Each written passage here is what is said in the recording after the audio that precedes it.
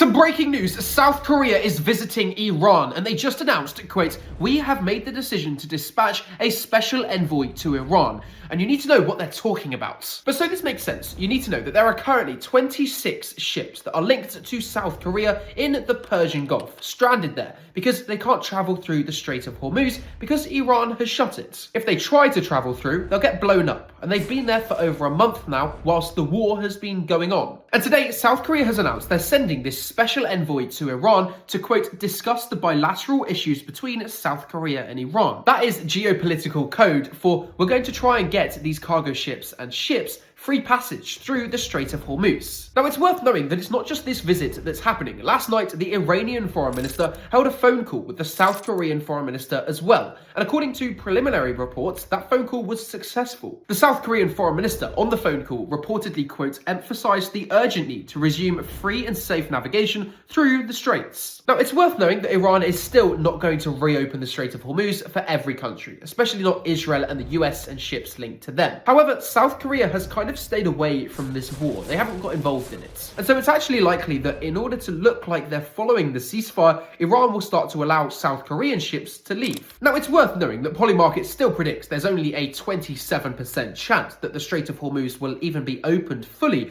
by the end of the month. But as I've said, it's very unlikely that traffic will return to normal. The reason for that is because Iran is not just going to allow the US and Israel to use ships and have ships pass through after what they've done to Iran, but Iran is likely to allow other countries' ships to pass through, like South Korea. They're already allowing Malaysia, Thailand, India, Turkey, Pakistan, etc., many countries' ships to pass through unharmed. And that was happening even during the war. And so now that there's a ceasefire, it makes it far more likely that South Korea and these 26 South Korean-linked ships will be allowed to go through. And so that's what I expect to happen over the next few days once this South Korean special envoy lands in Iran and speaks to Iran. And so leave me a follow, because not only will I cover those talks and if those ships pass through the straits, but I'll cover everything else, because I bet this was something that you didn't know about. And I cover all of the stuff that you won't find anywhere else that's actually way more important than what everyone else talks about.